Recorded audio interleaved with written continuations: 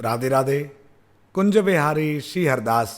आज हम सभी श्रावण मास के शुक्ल पक्ष की एकादशी, जिसे हम पवित्रा एकादशी एवं पुत्रदा एकादशी भी कहते हैं, इसकी पावन कथा का श्रवण करेंगे। आप सब अपना ध्यान बांके बिहारी जी महाराज के युगल श्री चरणों में केंद्रित करें और कथा का आनंद लें। नमः कुंज बिहारिण्यै, नमः कुंज बिहारिणे, स्वामी श्री हरिदासाय गुरुणाम गुरुवे नमः।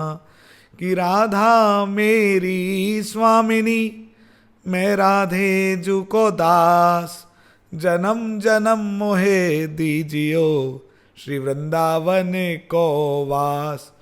वृंदावन सो वन नहीं, नंदगांव सो गांव, बंसी बट सो बट नहीं, कृष्ण नाम सो नाम।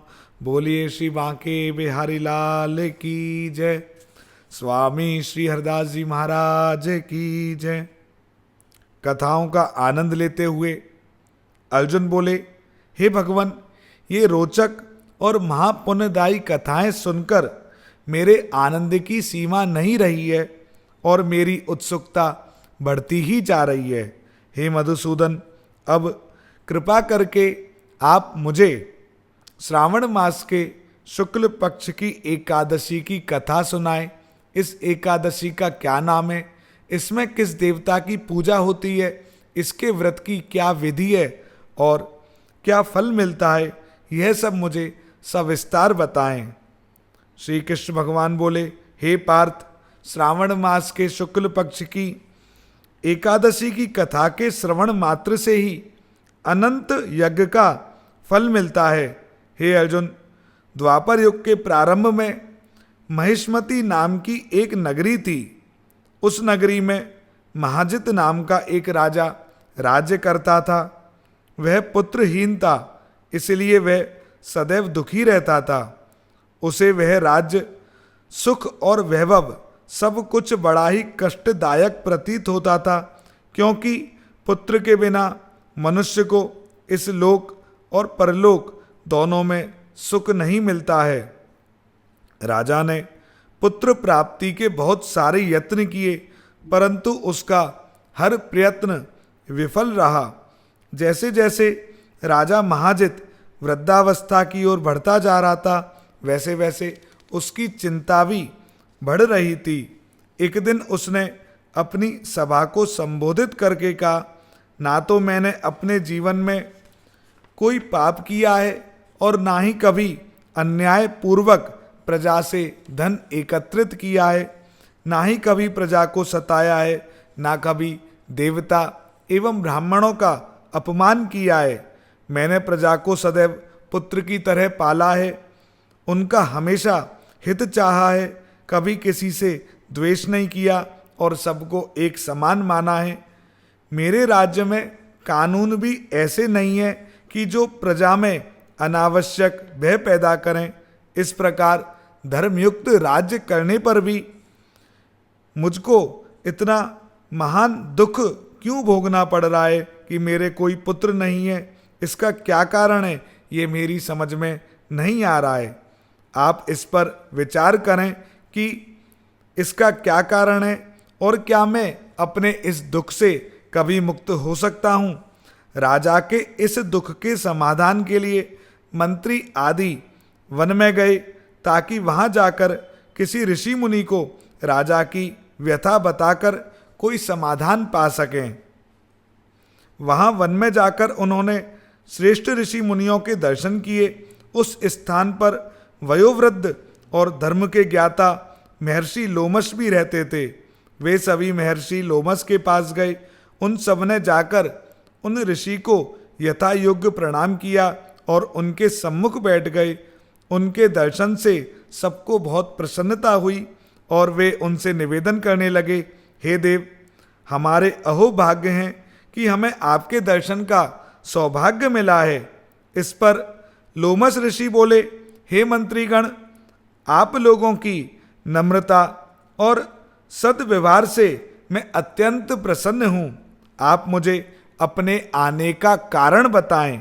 मैं आपके कार्य को अपनी शक्ति के अनुसार अवश्य ही करूँगा, क्योंकि हमारा शरीर परोपकार के लिए ही बना है।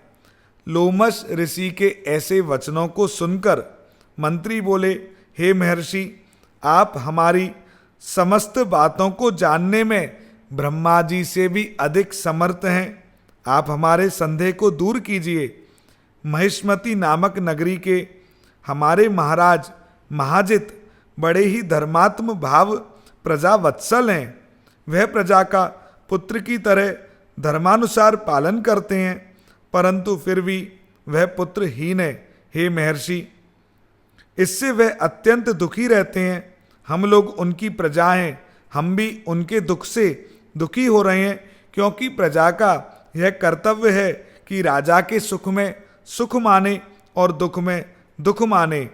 हमको उनके पुत्रहीन होने का अभी तक कोई कारण प्रतीत नहीं हो रहा है, इसलिए हम आपके पास आए हैं।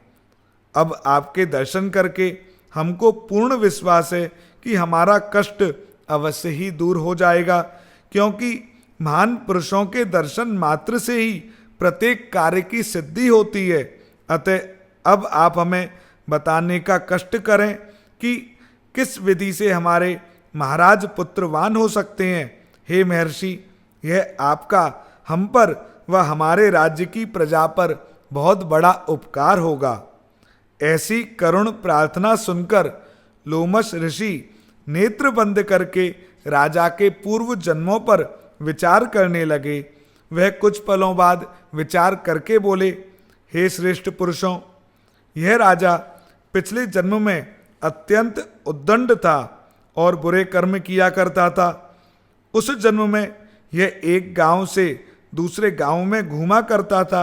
एक बार ज्येष्ठ मास के शुक्ल पक्ष की एकादशी के दिन की बात है। यह 2 दिन से भूखा था। दोपहर के समय एक जलाशय पर जल पीने गया। उस स्थान पर उसी समय ब्याई हुई गाय जल पी रही थी। राजा ने उसको प्यासी ही भगा दिया और स्वयं जल पीने लगा। हे भद्रजनों, इसलिए राजा को यह दुख भोगने पड़ रहे हैं। एकादशी के दिन भूखा रहने का फल यह हुआ कि इस जन्म में यह राजा है और प्यासी गाय को जलाशय से भगाने के कारण पुत्रहीन है। इस पर वे सभी सभासद विनती करने लगे, हे महर्षि, शास्त्रों में ऐसा लिखा है कि पुण्य से पाप नष्ट हो जाते हैं। अतः कृपा करके आप हमें कोई ऐसा उपाय बताएं जिससे हमारे महाराज के पूर्व जन्म के पाप मिट सकें और उन्हें पुत्र रत्न की प्राप्ति हो।